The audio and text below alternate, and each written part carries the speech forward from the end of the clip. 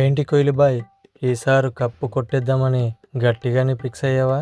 కానీ దారిలో ఈ గుజరాత్ టైటన్స్ ఉందని మర్చిపోకు. అరే గిల్, నువ్వు ఇంకా చిన్న పిల్లోడిరా. ఈసారి క్వాలిఫైర్ 1 మాదే, కప్పు కూడా మాదే. మా ఆర్సీబీ ఫ్యాన్స్ ఈ పాటికే గుండెల మీద చేయి పెట్టుకొని హాయిగా నిద్రపోయి ఉంటారు.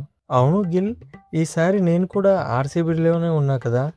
నా స్వింగ్తో నీ వికెట్ తీస్తా చూడు. భువీ బాయ్, నువ్వు ఆర్సీబీలోకి వెళ్ళాక కూడా ఇంకా స్వింగ్ గురించి మాట్లాడుతున్నావా? అక్కడ చిన్నస్వామి స్టేడియంలో బాల్ వేస్తే నేరుగా స్టేడియం దాటి పక్క సందులో పడుతుంది కదా. అక్కడ స్వింగ్ అవ్వదు, కేవలం ఫ్యాన్స్ గుండెలే ఊగుతాయి. అరే అన్న, ఈ మ్యాచ్ జరిగే చిన్నస్వామిలో కాదు, ధర్మశాలలో. ఇక్కడ చలికి మీ గుజరాత్ వాళ్ళు వణికిపోతారు. చూద్దాం కోహ్లీ బాయ్. మా దగ్గర జాస్ బట్లర్ ఉన్నాడు, సాయి సుదర్శన్ ఉన్నాడు. మా బ్యాటింగ్ లైనప్ చూస్తేనే అపోజిషన్ టీంకి జ్వరం వస్తుంది. చూసావే ఎంత కన్సిస్టెన్సీగా ఆడుతున్నామో. ఒకరు కాకపోతే ఒకరం అడ్డంగా నిలబడిపోతాం.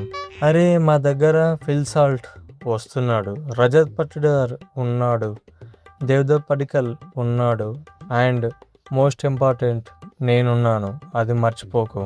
మేమందరం కలిసి కొడితే ఎలా ఉంటుందో ప్రత్యేకంగా చెప్పాల్సిన అవసరం లేదనుకుంటా నీకు.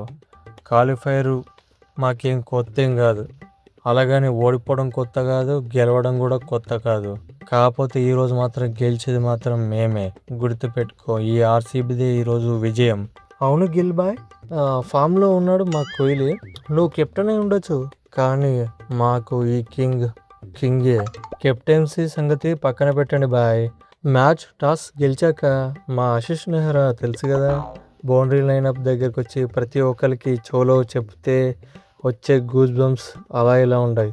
ఆ పూనకాలతో ఈసారి మా స్ట్రాటజీ వేరే ఉంటుంది.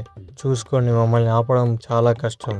ఎవరేం చేసుకున్నా ఈరోజు ఈ కింగ్ అడుగు పెట్టబోతున్నాడు. ఈసారి ఈ క్వాలిఫైర్ గెలిచి నేరుగా ఫైనల్కి వెళ్తాం. ఈసారి కప్పు నమదే కాదు బాబు, ఈరోజు మ్యాచ్ కూడా మాదే. సరే చూసుకుందాం కోహ్లీ బాయ్, ఈరోజు గ్రౌండ్లో తేల్చుకుందాం. ఓకే చూసుకుందాం.